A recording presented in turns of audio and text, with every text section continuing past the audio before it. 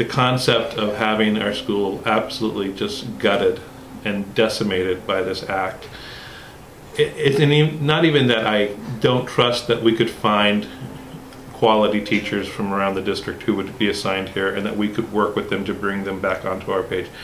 But it really is like taking all of the work we've done and putting it back to zero and starting again. Our teachers observe each other, they work together, they share lesson plans, they make lesson plans together. Everything they do is as a unit. And to try to bring in new people, it's a use of energy that we don't need. I wouldn't want to be a principal anywhere else. People often say, well, what you're doing here, you could take these skills and move on. You could be a superintendent someplace else. You could do this work. I don't want to leave. I don't want to go anywhere. This is where I want to be. This is actually where I'd like to retire from. It is not just because I've put a lot of time and energy into it, but because I've seen what people are capable of when given support, what people are capable of when given consistency, and when they're capable of when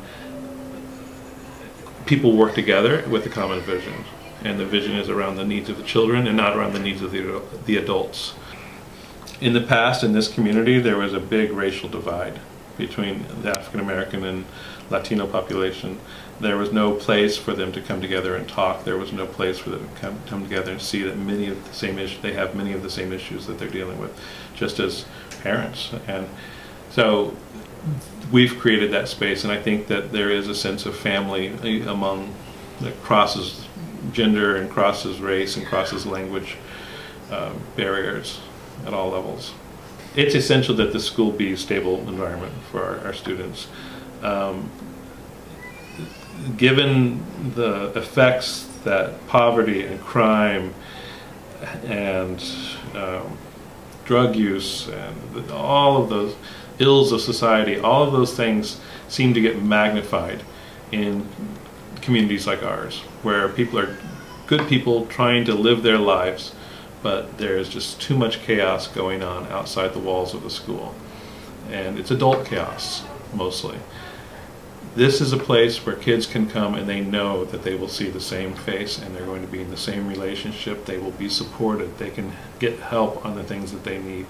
This is a place they can come. This is where they can get most of their meals for the day, is here.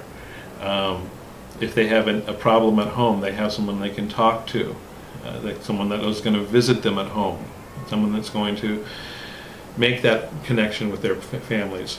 Small is part of it, but its intentionality is what it is that everything we do is done with a certain level of intentionality.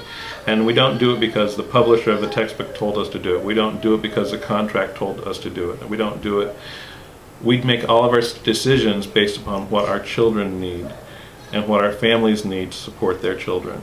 That's the intentionality that you're seeing at all of these different schools. The adult budgets of this city and this state cannot be balanced on the backs of the children in this neighborhood, as they always have been. If there's pain to be had in this city, it needs to be shared equally across the city, across all sectors, and we will do our part, but other places need to do their part. We can't afford to lose 12 out of our 16 teachers.